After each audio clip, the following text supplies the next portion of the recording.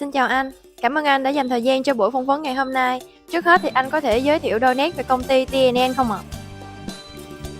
Dạ em chào chị, em tên là Buna. Thì em rất là vui khi mà được tham gia phỏng vấn của ngày hôm nay. Thìคุณสำหรับសំណួររបស់បងថ្ងៃនេះTNN គឺជាក្រុមហ៊ុនឯកទេសសេវាកម្មដឹកជញ្ជូនអន្តរជាតិរវាងប្រទេសវៀតណាមនិងកម្ពុជាដែលបង្កើតឡើងនៅឆ្នាំ2015យើងខ្ញុំជំនាញឯកទេសដឹកជញ្ជូនរវាងផ្លូវគោករវាងទីក្រុងហូជីមិញទៅកាន់រាជធានីភ្នំពេញខេត្តសៀមរាបបាត់ដំបងក្រុងព្រះសីហនុនិងគ្រប់ខេត្តក្រុងនានាក្នុងប្រទេសជាណាចក្រកម្ពុជាផងដែរ Theo anh thì công ty vận tải TNN có gì khác biệt so với các đơn vị vận tải khác cùng tuyến ạ? ជាដំបូងគឺក្រុមហ៊ុន TNN មានបទពិសោធន៍ដឹកជញ្ជូនរវាងប្រទេសវៀតណាមនិងកម្ពុជាជាង10ឆ្នាំយើងខ្ញុំយល់ដឹងស៊ីជម្រៅអំពីបទបញ្ញត្តិនាំចេញនាំចូលពីផ្នែកពន្ធដារក៏ដូចជាវប្បធម៌អាជីវកម្មរវាងប្រទេសទាំងពីរផងដែរចំណុចទី2គឺ TNN មានដៃគូសហប្រតិបត្តិការនៅក្នុងប្រទេសកម្ពុជាម្ល៉េះហើយលំនាំឲ្យការទទួលនិងប្រគល់ទំនិញដំណើរការយ៉ាងរលូននិងរហ័សទាន់ចិត្តផងដែរ ចំណុចទី3 TNN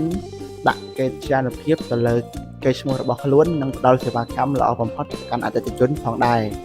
ទំនិញដែលក្រុមហ៊ុនដឹកជញ្ជូនគឺពួកយើងទុកដូចជាទ្រព្យសម្បត្តិផ្ទាល់របស់ពួកយើងផងដែរ Vậy thì hiện tại công ty vận tải TNN có những dịch vụ gì nổi bật ạ? បច្ចុប្បន្ននេះក្រុមហ៊ុនដឹកជញ្ជូន TNN មានសេវាកម្មដូចជាសេវាកម្មដឹកជញ្ជូនទំនិញដុំនិងទំនិញរាយពីវៀតណាមមកកម្ពុជាសេវាកម្មដឹកទំនិញពីកម្ពុជាមកវៀតណាមហើយនិងពីវៀតណាមទៅកម្ពុជាសេវាកម្មបំពេញបែបបទពន្ធដារនិងបែបបទឯកសារយ៉ាងរហ័សទាន់ចិត្តសេវាកម្ម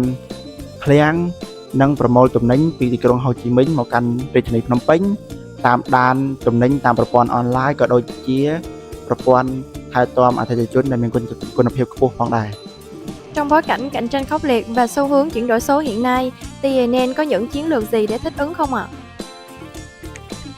បច្ចុប្បន្ននេះក្រុមហ៊ុនកំពុងតែវិនិយោគខ្លាំងក្លាទៅលើប្រព័ន្ធគ្រប់គ្រងការដឹកជញ្ជូន Transport Management System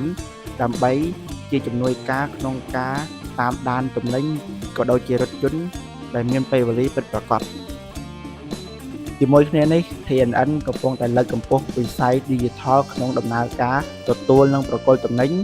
ចាប់តាំងពីការទិញក៏ដូចជាបោះពុម្ពឯកសារអេឡិចត្រូនិកផងដែរ ក្រៅពីនោះក្រុមហ៊ុន TNN ក៏បង្កើនការបណ្ដុះបណ្ដាលបុគ្គលិកជាទៀងទាត់ដើម្បីលើកកម្ពស់នៅសមត្ថភាពក៏ដូចជាបង្កើននៅសេវាកម្មសន្តិចិត្តផងដែរដើម្បីសមស្របទៅនឹងស្តង់ដាររបស់ទីផ្សារ Mục tiêu sắp tới của TNN là gì ạ? ក្នុងរយៈពេល3ឆ្នាំខាងមុខ TNN បានដាក់ទិសដៅខ្ល้ายជាក្រុមហ៊ុនដឹកជញ្ជូនឈានមុខគេនៅតំបន់ឥណ្ឌូចិនក៏ដូចជាពង្រីកបណ្ដាញនៅប្រទេសកម្ពុជាឡាវហើយនិងប្រទេសថៃផងដែរជាមួយគ្នានេះក្រុមហ៊ុនយើងខ្ញុំនឹងលើកកម្ពស់ប្រព័ន្ធ Logistics ឲ្យកាន់តែពេញលេញវិនិយោគបន្ថែមទៅលើរថយន្តដឹកជញ្ជូនកណ្ដាលទំនើបក៏ដូចជាប្រព័ន្ធឃ្លាំងត្រជាក់ហើយក៏ចូលរួមជាមួយនឹង Logistics បៃតងដើម្បីយើងកសាងនៅឧស្សាហកម្មដឹកជញ្ជូនកាន់តែមានចីរភាពផងដែរ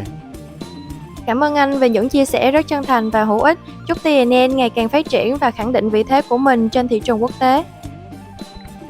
បាទក៏សូមអរគុណបងវិធីករដែលបានផ្ដល់ឱកាសឲ្យខ្ញុំមានកិច្ចសម្ភាសន៍ថ្ងៃនេះហើយក៏សូមជូនពរបងឲ្យកាន់តែមានសុខភាពល្អហើយនិងសំណាងល្អផងដែរសូមអរគុណ Chương trình phỏng vấn tới đây là kết thúc. Hẹn gặp mọi người vào những video tiếp theo.